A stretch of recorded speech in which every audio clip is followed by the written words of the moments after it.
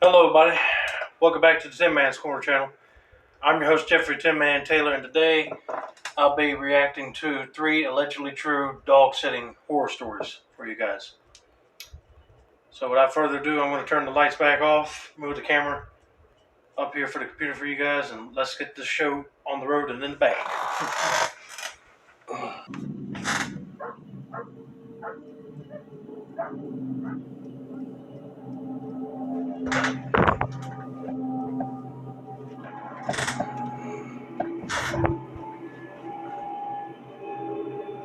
When I was around 16 or 17, I used to house/dog sit for a family that I'd known ever since I was much younger. Okie dokie. The family consisted of a couple, their 3-year-old kid, and their 2 German Shepherd dogs.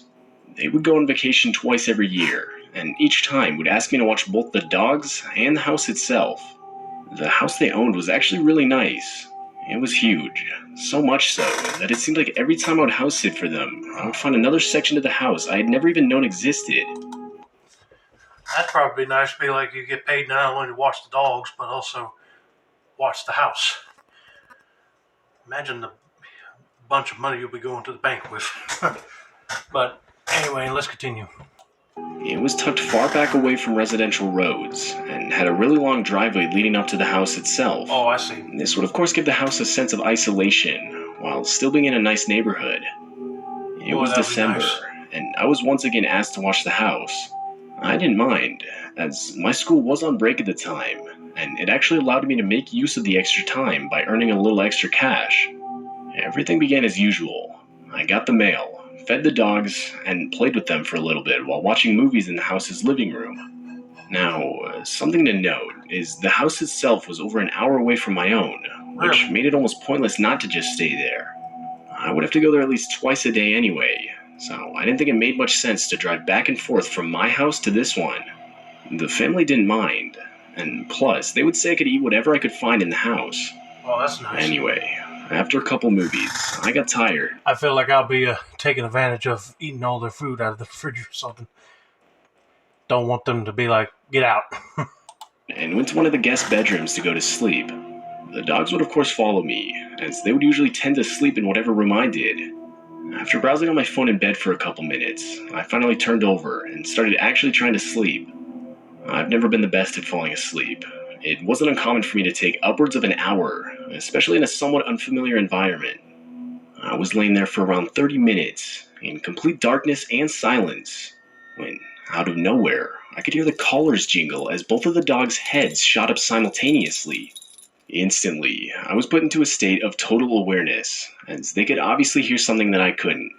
It was possible the noise was just a friend of the family stopping by, as that has happened in the past, but they would always shoot me a text or call me beforehand. And plus, at that point, it was already midnight. And then, again, the dogs' heads shot up, but this time I could hear the sound too. It was a constant fuzzing sound, kind of like the sound you'd hear of an old TV on an empty channel. The sound got louder, and I literally sat up trying to figure out both what it was and where it was coming from. I got up and turned on the lights of the room, and that's when I realized the noise was coming from a baby monitor. Baby monitor in which the camera was in a completely different room on the other side of the house. I looked at the screen and could see the words "noise detected," but everything else on the screen was dark. I picked up the monitor and started going through the controls to go through the settings to figure out what was going on. And that's when I came across this setting labeled Room Light, with an on-off switch right next to it. I figured to put my mind at ease, I had no choice but to turn the room light on from the monitor and verify that nothing was there. So I did.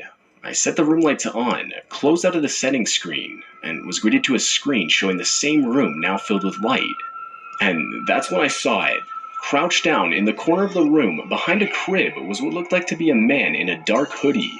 I squinted at the screen, desperately trying to prove to myself that what I was seeing wasn't actually a person. No, it is a person. But when in reaction to the light, the figure got up and sprinted out of the room, is when the reality of the situation truly started to set in. I was not alone in that house. Realizing this guy could find where I was, I locked myself in the room I was staying in. All the while, the dogs were now barking like crazy. Thinking quick, I would grab my stuff, open the window to the bedroom, and full-on sprint towards my car. Once I got inside, I would immediately lock the doors and speed out of the driveway. As I was leaving, I caught multiple glances of the house, but saw nothing out of the ordinary. I was absolutely horrified and would frantically call the family multiple times on my drive home, but most likely due to the time of night, they wouldn't answer. So I decided once I got home, I would leave them a text explaining everything that had happened. The family was scheduled to come back the next afternoon anyway, so I figured it wasn't my problem to worry about anymore. Later the next day, I would receive a text back from the family showing me compassion for what I had experienced. But ultimately they would say how when they arrived back to the house, absolutely nothing was out of the ordinary, other than the dog still being locked in the guest room. If I'm being honest, I don't think they believe me whatsoever. But I know what I saw that night.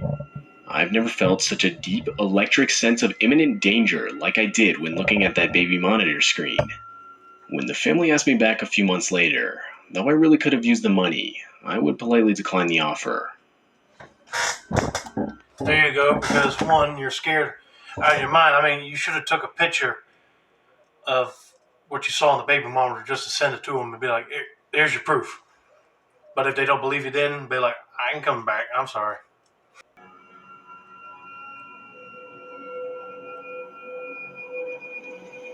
I'm 21, and was recently asked by my uncle if I could watch his dog while he was out of town. My uncle lives in a remote town in Alaska, and that has a sounds nice. Siberian Husky named Duke. Almost right away, Duke. I would send a text back to him saying, "Yeah, of course, man."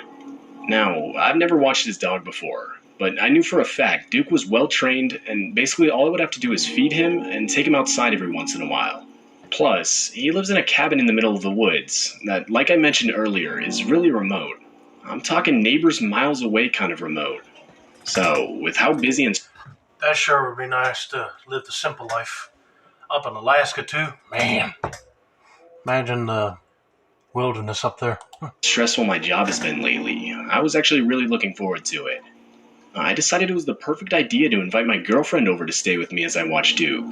Because, I mean, it wasn't like I was just going to show up twice a day or anything. I figured I'd just stay at the house the whole time. The first few days were completely normal. Well, I guess other than it snowing pretty much the entire time we were there, which, all things considered, actually wasn't too unheard of for Alaska. It was now the last night before my uncle would get back into town, and me and my girlfriend had the fireplace going while we were watching a movie with Duke in the cabin's living room.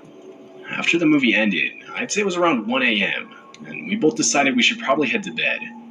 As we were walking to the bedroom, I couldn't help but notice how much the wind and snowfall had picked up outside. But regardless, we were both tired, and still each fell asleep within 5 minutes of laying down. I'm a heavy sleeper, and was completely out of it for a good 2 hours, when I was shaken awake by my girlfriend. The digital clock in the room read 3:20 a.m., and it was still pitch black outside. Now realizing I was awake, my girlfriend firmly said how she thought she heard something outside, and that I should probably go take a look. Still half asleep at this point, I replied, saying, Yeah, sure, I'll go look. As I got up, I caught a glimpse of Duke, who should have been sleeping at this time, but instead was cowering in the closet with his eyes wide open. Even though he's a big dog, he doesn't usually like to investigate or confront any noise he hears. So, the fact that he was awake in the first place made me a little uneasy. I put on some winter clothes and grabbed a hunting rifle and a flashlight before heading out. I stepped outside and turned on my flashlight, but right as I did, I could see boot prints in the snow. My heart sank to the pit of my stomach right as I saw them. I knew they weren't mine. It was impossible. I'd literally just stepped outside. After standing there in utter disbelief for maybe a minute, I decided I should probably go follow them. I mean, you gotta remember, we're in the middle of a desolate, snowy forest, and obviously no normal person is gonna walk by this cabin at 3 in the morning. I figured my uncle would want me to find out who it was. And plus, if it was somebody with bad intentions, I'm a 6'5" dude armed with a rifle. What's the worst that could happen? And so I did. I followed the footsteps. I quickly realized that they had straight up come out of the forest, did a circle around the cabin, and went back in the same direction they had come from. I'd say it was maybe 3 minutes of following the footsteps into the forest, when, horrifyingly, a black smudge was revealed in the distance by my flashlight. I stopped in my tracks, trying to discern what I was actually looking at. It was a man. Like an actual person, just standing there and holding a very large black bag over his shoulder. He had his back to me, so I couldn't see his face. The dude literally had no reaction to me pointing my flashlight at him. I tried to bring myself to yell out to him, but I couldn't do it. I mean, the whole situation was straight out of a nightmare. Adrenaline building up, I did the only thing I could. Turn around and sprint back to the cabin. The whole while, I swear, I could hear footsteps behind me, but I didn't look back. When I got to the cabin, I ran inside and slammed the door shut. My girlfriend gave me a look of both fear and confusion. I firmly told her to pack her stuff because we needed to leave. Without even asking why, she complied. I also packed my stuff, and we were ready in no more than 3 minutes. We grabbed Duke, opened the front door, and sprinted towards the car. Once we got inside and turned on the car, to my complete horror, the headlights revealed the same man in the tree line. My girlfriend saw it too, and needless to say, we got out of there as quick as we could. On our way back into civilization, I would explain everything to my girlfriend. We would also call my uncle, who surprisingly answered. After explaining what we had encountered, he replied, saying, "Yeah, that's really creepy, dude. I'll check it out tomorrow once I get back." My uncle would later claim that once he arrived back home, there were footsteps practically everywhere, as if the guy had just been pacing around the whole yard. But the guy himself was nowhere to be seen, and was never seen again. To this day, I have no idea who we really saw that night, or what was in the abnormally large bag he was carrying around. I didn't even see the guy's face, so obviously there's not really much we could report to the police. Neither me or my girlfriend have house or dog sat ever since, and I don't think that's going to change anytime soon. Yeah, I'd be like, what would he be carrying? Somebody's dead corpse or in pieces? But then him not turning when he shined the flashlight at him is weird. But then when he turned to run back to the house, he heard him, so he started chasing after him. All right, let's get to the last story.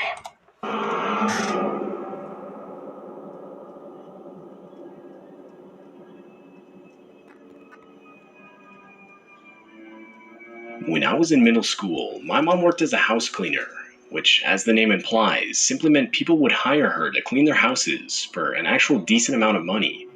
More often than not, the houses were both big and expensive, and a lot of the time, my mom would become good friends with the owners of the houses she cleaned.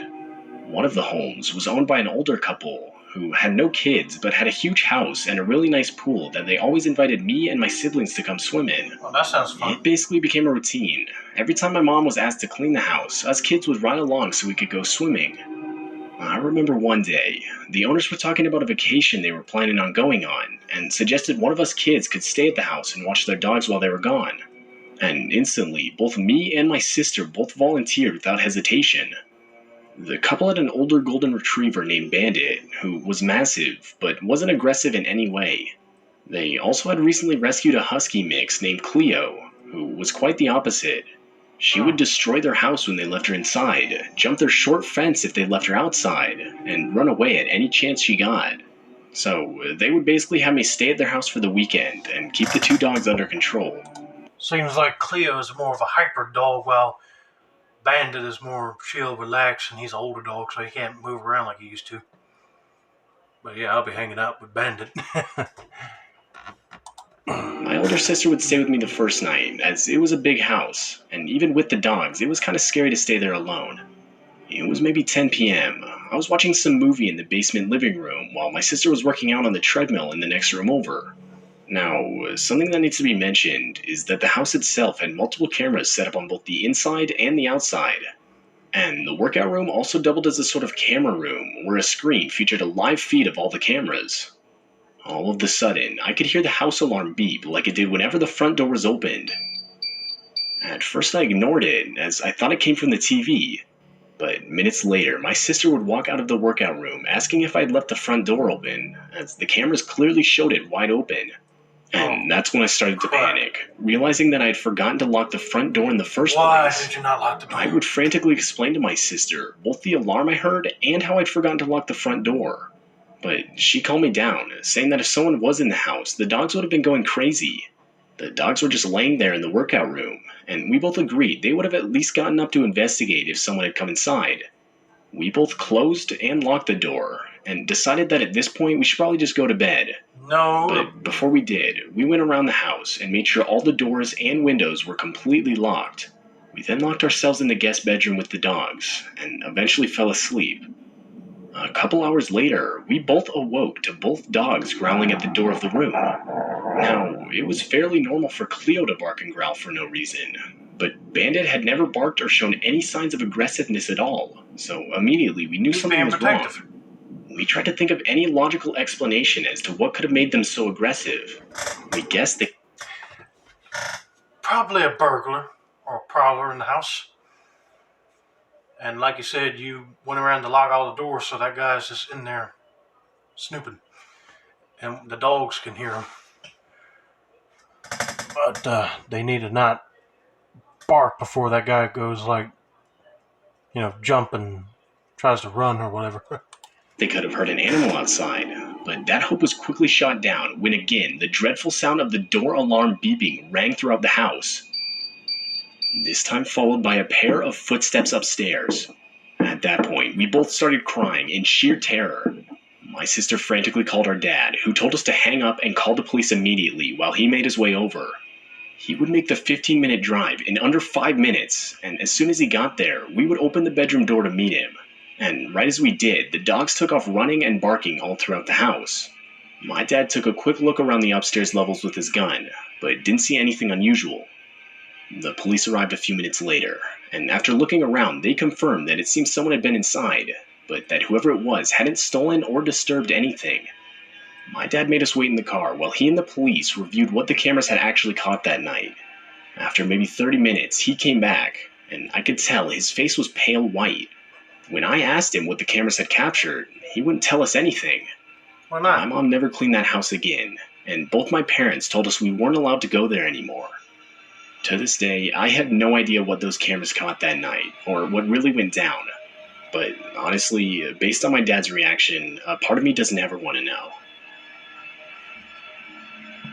Okay, if your dad comes out of the house, pale, white, looking like shocked expression, and he doesn't want to tell you about it, what are the chances you might think it might be a ghost? Or, I don't know, just some burglar in general. But, I mean, if it was a burglar, you would have told your kids that. But if it was a ghost, I could see probably why you don't want to say nothing. They might think you're crazy. But anyway, hope you guys enjoyed this video. Don't forget to like, subscribe, turn on post notifications for more Chill and Scares videos, reactions. This has been another successful installment of the Tin Man's Corner channel. I'm your host, Jeffrey Tin Man Taylor. Sayonara. Bye.